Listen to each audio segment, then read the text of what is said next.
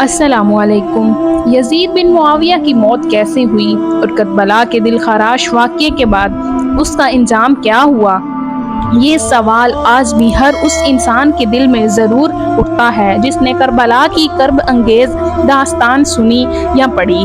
سب جانتے ہیں کہ نواسے رسول سید شہداء حضرت امام حسین علیہ السلام کو ظلمانہ طریقے سے شہید کروانے والا کوئی اور نہیں بلکہ اسد بن معاویہ ہی تھا، وہی یزید جس نے اقتدار کے ہوس میں اندھا ہو کر عبداللہ بن زیاد جیسے سفاکہ شخص کو کوفے کا گورنر بنایا اور اسی کے ذریعے امام حسین اور ان کے ساتھیوں کے قتل کا حکم جاری کروایا۔ یزید کا شیطانی خیال یہ تھا کہ اگر امام حسین جیسی عظیم اور بہادر ہستی کو ختم کر دیا جائے تو عرب کا ہر قبیلہ ڈر سے اس کے سامنے سر جھکا دے گا، لوگ اس کے سامنے روز سجدہ کریں گے اور اس کی بادشاہت مضبوط سے مضبوط ہو جائے گی۔ وہ خود کو زمانے کا سب سے بڑا حکمران اور ناقابل شکست فرما سمجھنے لگا تھا، لیکن اس کا غرور اس وقت ریزہ ریزہ ہو گیا جب امام حسین کی شہادت کے بعد نبی کریم کے خاندان کی پاک بیبیوں اور معصوم بچوں کو رسیوں میں باندھ کر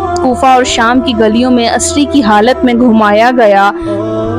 ان مظلوموں کی آنکھوں سے بہتے آنسو سر پر خاک اور زخموں سے چور نبی کی بیٹیوں کو دیکھ کر لوگوں کے پتھر دل پگھلنے لگے۔ وہ لوگ جو پہلے یزید کے خوف سے دم سادے بیٹھے تھے، ان کے دلوں میں غصے کی چنگاریاں بھڑکنے لگیں اور وہ اس کے خلاف اٹھ کھڑے ہونے پر آمادہ ہو گئے، خاص طور پر جب یزید کے دربار میں سیدہ زینب سلام اللہ علیہا نے خطبہ دیا جو آج بھی لوگوں کے دلوں میں طوفان برپا کر دیتا ہے۔ اس خطبے نے یزید کی اصلیت کو دربار کے خوش آمدیدوں، دمشق کے بادشندوں اور پورے عرب کے لوگوں کے سامنے بے نقاب کر دیا۔ لوگوں پر یہ حقیقت اشکار ہو گئی کہ امام حسین کی شہادت کی دیدار کی ہوس ظلم اور باطل کی راہ میں ایک معصوم قافلے پر ٹوٹ پڑنے والا قیادت ظلم تھا۔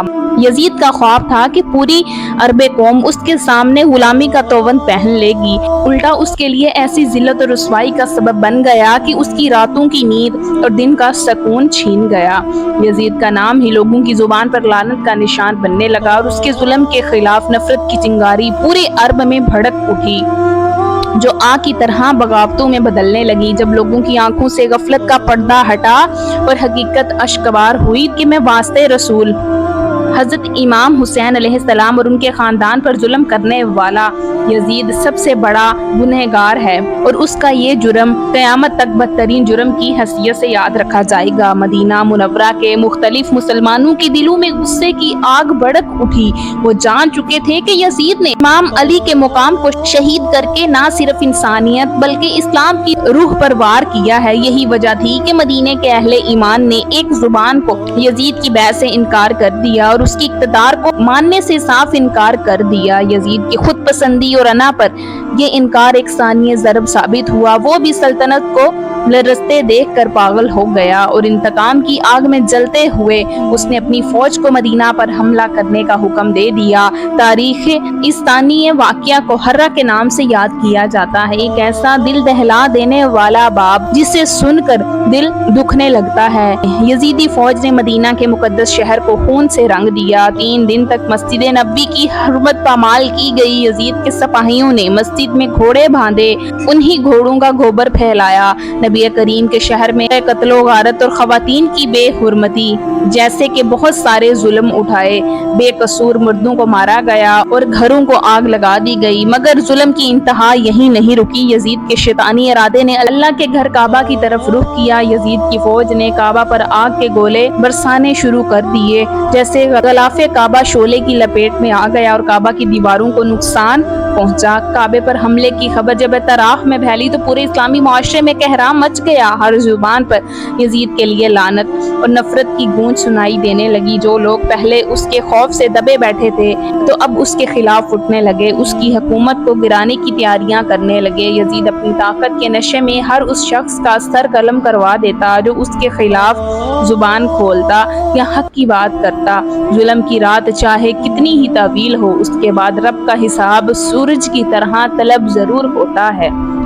کربلا کے خون خواہ اور کچھ ہی عرصے بعد اللہ کا قہر یزید پر نازل ہوا۔ وہ ایسی تکلیف دہ اور پراسرار بیماری میں مبتلا ہو گیا کہ جس نے اس کی راتیں چیخوں دن بھر تڑپتا رہتا۔ اس کی حالت اس مسئلے کی مانند ہو گئی تھی کہ پانی کے بغیر تڑپتا رہتا۔ یزید بھی دن رات پیاس کی شدت سے بلبلا اٹھا، جسم میں آگ سی لگ جاتی۔ جب پانی پیتا تو وہی پانی اس کے پیٹ میں انگاروں کی طرح جلنے لگتا۔ بڑے بڑے حکیم حیران تھے کہ یہ کون سا مرض ہے جس کا نہ کوئی علاج ہے اور نہ کوئی چارہ۔ سب یہ سمجھ کر بیٹھے کہ اس ظالم پر نشانی عبرت ہے۔ حکیم یزید کی بگڑتی ہوئی حالت دیکھتے تو حیرت سے آگے بڑھ کر اسے کہتے، تمہارا پیٹ اندر سے خالی ہے اور انگاروں کی طرح جل رہا ہے، تمہارا جسم اندر سے سڑ چکا ہے۔ کیسا عذاب ہے! یزید کی تکلیف اس حد تک بڑھ گئی کہ دن رات تڑپتا رہتا اور چیختا رہتا۔ کبھی اس کے جسم سے پسینے کی نہر چلنے لگتی اور کبھی اس کا حلق سوکھ کر کانٹے کی طرح سخت ہو جاتا۔ جب شدت پیاس سے پانی پیتا تو وہ پانی اس کے پیٹ میں ایسے جلتا جیسے دکھتے ہوئے کولے پر جلتا ہو۔ حکیم اس کے سامنے بے بس کھڑے تھے اور سب نے مل کر کہہ دیا، اس مرض کا کوئی علاج نہیں، یہ خدا کا قہر ہے۔ یزید کی تڑپتی حالت کو دیکھ کر لوگ چھپ چھپ کر یہ کہتے کہ عذاب امام حسین اور ان کے پاک خاندانوں پر ظلم کرنے کا نتیجہ ہے۔ رب کی پکڑ اس سے زیادہ دردناک کوئی نہیں ہو سکتی۔ یزید کا چین اور سکون چھین چکا تھا۔ حکیم اسے مختلف قسم کی شراب پلاتے تاکہ وہ نشے میں بے ہوش رہے اور درد محسوس نہ کرے، لیکن شراب بھی اس کی چیخیں نہ روک سکی۔ کچھ درباریوں نے مشورہ کیا کہ یزید کو شکار پر لے جایا جائے، شاید تفریح سے اس کا دھیان بٹ جائے اور تکلیف کم محسوس ہو۔ چنانچہ ایک دن یزید کے درباریوں، غلاموں اور محافظوں کو لے کر شکار کے لیے ایک کڑی اور سنسان جنگل کی طرف روانہ ہوا۔ دن کی روشنی مدھم پڑ گئی، فضا میں ہلکا سا سناٹا چھایا ہوا تھا۔ شکار کے دوران سب کی نظریں تیز رفتار ہرن پر تھی، جو بجلی کی طرح جھاڑیوں میں غائب ہو جاتا اور پھر کہیں اور نکل آتا۔ یزید اور اس کے ساتھی ہرن کے پیچھے دوڑ پڑے اور اس دوران اچانک یزید کی نظر پڑی جو پہلے ہرن سے بھی زیادہ خوبصورت اور تیز رفتار ہرن۔ یزید نے غرور میں آ کر اپنے گھوڑے کو پوری قوت سے اس کے پیچھے بھگایا اور ہرن کے پیچھے سر پر دوڑ لگائی۔ ہرن کا پیچھا کرتے کرتے یزید اپنے ساتھیوں سے بہت دور نکل گیا، یہاں تک کہ اس نے مڑ کر دیکھا کوئی نظر نہیں آیا۔ اس کا گھوڑا تیز رفتاری سے ایک سنسان، ویران اور ہیبت ناک علاقے میں جا پہنچا۔ وہ جگہ سناٹے کا قبرستان لگ رہا تھا، نہ کوئی انسان تھا نہ مددگار۔ پیاس کی شدت سے اس کا گلا ریت کی مانند سوکھ رہا تھا، زبان ہونٹوں سے باہر آنے کو تھی، آنکھوں کے سامنے اندھیرا چھانے لگا۔ اسی عالم اچانک ایک دھندلی سی شبیہ دکھائی دی۔ ایک اجنبی شخص کھڑا تھا جس کے ہاتھ میں ایک پانی کا مشکیزہ تھا، وہ یزید کی طرف کر رہا تھا۔ یزید کمزور آواز میں گھوڑے کو اس کی طرف لے کر ہوا اور کمزور سی آواز میں کہا، مجھے پانی پلا دو، میں پیاس سے مر رہا ہوں۔ اجنبی نے یزید کو اوپر سے نیچے تک غور سے دیکھا اور سوالیہ لہجے میں پوچھا، تم کون ہو؟ یزید نے سوکھے ہوئے گلے سے آواز نکالتے ہوئے جواب دیا، میں یزید بن معاویہ ہوں۔ یہ سن کر وہ شخص لرزتے ہوئے بولنے لگا، اس کی آنکھوں سے آنسو کی لڑیاں بہنے لگی اور اونچی آواز میں کہنے لگا، تم پر ہزار بار لعنت، تم وہی بدبخت یزید ہو جس نے نواسے رسول حضرت امام حسین علیہ السلام اور ان کے اہل بیت کو پیاسا شہید کروا کر ظلم کی انتہا کر دی۔ تم نے رسول پاک کے خاندان کو رسوا کیا اور اسلام کے نام پر ظلم و ستم کی ایسی مثال قائم کی، زمین و آسمان کی طرف اٹھے۔ یہ کہتے ہی اس شخص نے ایسی دل دہلا دینے والی چیخ ماری کہ سنسار جنگل کی فضا لرز اٹھی۔ اس کی چیخ بازگشت جنگل کے کونے کونے تک سنائی دینے لگی۔ اس خوفناک آواز سے یزید کا گھوڑا دوڑنے لگا، یہ پاگلوں کی طرح پوری قوت سے بھاگنے لگا۔ یزید کا پاؤں گھوڑے کی رکاب میں پھنسا ہوا تھا اور خوفناک رفتار سے دوڑتے ہوئے گھوڑے کے ساتھ ریت کے سمندر میں گھسیٹا جانے لگا۔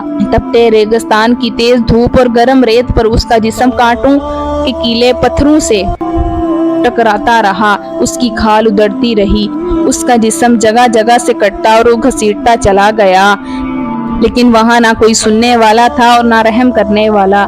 घोड़ा दौड़ता रहा और यजीद की लाश को घसीटता हुआ घोड़ा घने और डरावने जंगल में ले गया, जहां दरख्तों की शाखें भी उसके जिस्म को नोचने लगी। यजीद का गोश्त और हड्डियां टूटकर दूर दूर तक बिखरती गईं, यहाँ तक कि उसका जिस्म रेजा रेजा होकर सहराई टीले में रेंगने लगा। मौत के बाद भी घोड़े की रफ्तार कम ना हुई।